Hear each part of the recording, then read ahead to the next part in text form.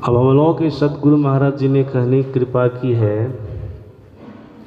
हम लोगों को जो संत मत में साधना की विधि मिलती है, किस ढंग से ईश्वर परमात्मा की भक्ति करनी है, इसी से जीव को शाश्वत और सनातन सुख मिलेगा। वो क्या है, आप लोग इस बात को एक बार याद रख लीजिएगा। भक्ति से सुख की प्राप्ति होती है, कारण भक्ति करने वाला जीवात्मा माया के बंधन से मुक्त होता है। मेन बात है, असली बात है। यही कारण है कि भक्ति करने वाले जीवात्मा को शाश्वत और सनातन सुख की प्राप्ति होती है। ये माया के बंधन से छूट जाता है। हम लोग के सतगुरु महाराज जी ने कहा, और हम लोग स्तुति प्रार्थना के क्रम में रोज इसका पाठ भी करते हैं, मायावद्ध जीव आवागमन के चक्र में पड़ा रहता है। इस प्रकार रहना मतलब माया के बंधन में बंधे रहना जीव के सभी दुखों का कारण है। इससे छुटकारा पाने के लिए सर्वेश्वर की भक्ति करनी चाहिए, परमात्मा की भक्ति करनी चाहिए। गुरु महाराज ये सब बोल रहे हैं, माया का बंधन खत्म हो जाए, इसके लिए ईश्वर परमात्मा की भक्ति करनी है।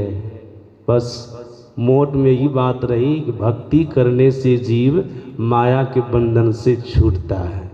जैसे माया के बंधन से छूटता है, उसको शाश्वत और सनातन सुख की प्राप्ति हो जाती है। तो गुरु महाराज जी क्या कह रहे हैं, संत मत में परमात्मा की भक्ति करने के लिए क्या कहा जाता है? दीक्षा के समय में इसमें भी बहिरंग भक्ति है और अंतरंग भक्ति है। इसको भी बढ़िया से समझना है। नवदा भक्ति को तो समझ लिए समास में, सारांश में।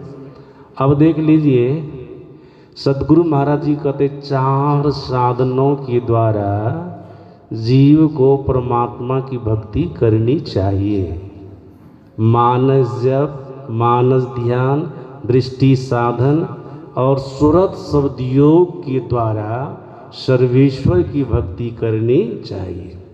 सज्जनों, जीवन में नवदा भक्ति को भी अपनाना है, उसको छोड़ना नहीं है।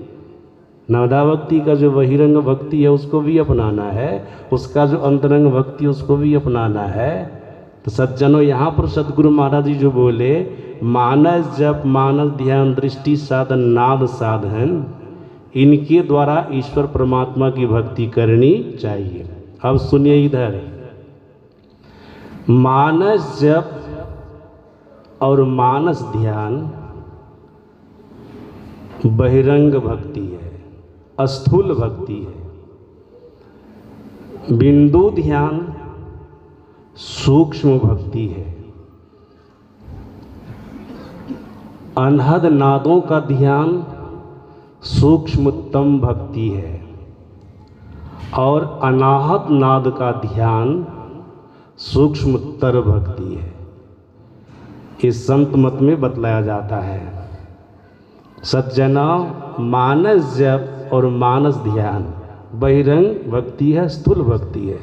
सुनिए इसके बारे में।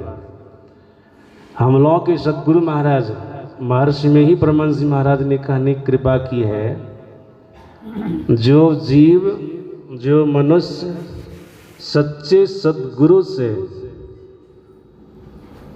इन 4 साधनों की विधि को जाना है, उसमें मानस जप और मानस ध्यान करता है, तो मानस जप और मानस ध्यान करने वाले को कौन सा फल प्राप्त होता है? सतगुरु महाराज जी कहते हैं, मानस जप करने से पाप राशि का नाश होता है, अब मानस ध्यान करने से विकार का नाश होता है। मानस जप करने से पाप राशि का नाश होता है, अब मानस ध्यान करने से विकार का नाश होता है। आप लोग कहेंगे मानस जप क्या है, मानस ध्यान क्या है? जो दीक्षा लिए हैं वे तो बढ़िया से इस बात को समझते हैं, जो दीक्षा नहीं लिए वो नहीं समझेंगे इस बात को।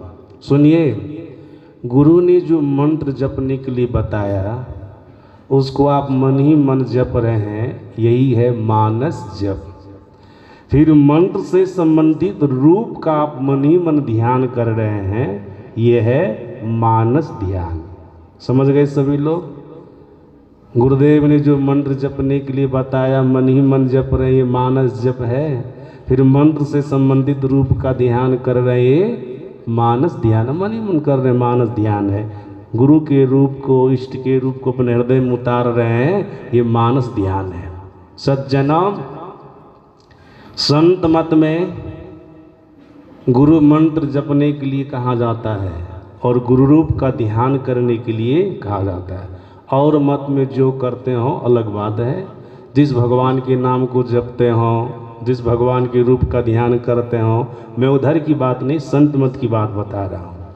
संत मत में गुरु मंत्र का जाप होता है और गुरु रूप का ध्यान होता है।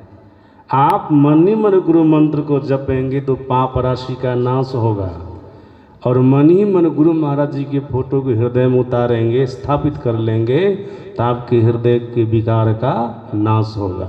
जैसा कि सतगुरु महाराज जी ने कहा, सतगुरु सतगुरु नित ही पुकारत, छीजत पाप समूह रहे, और सतगुरु रूप ही में धारत, काम क्रोध मद लोभ दहे।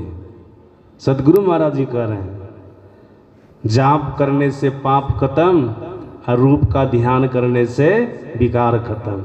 सज्जनों, आज जो किसी के जीवन में थोड़ा भी दुख आ रहा है ना, ये पाप का ही परिणाम है।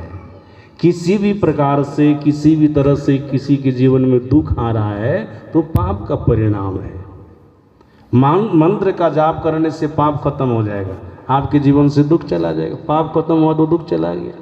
फिर विकार से पाप होता है। विकार किसको कहते हैं? काम, क्रोध, लोभ, मोह, मद, मात्सर्य, ईर्ष्या, द्वेष, छल, कपट, ये सब विकार है ना। विकार से पाप होता है, लेकिन गुरु के रूप को आप अपने हृदय में स्थापित कर लीजिएगा, फिर आपके अंदर से विकार चला जाएगा। विकार चला जाएगा, फिर दोबारा पाप नहीं होगा। और याद रखिएगा, ये भीतर का विकार है क्या? नरक में जाने की सीढ़ी है।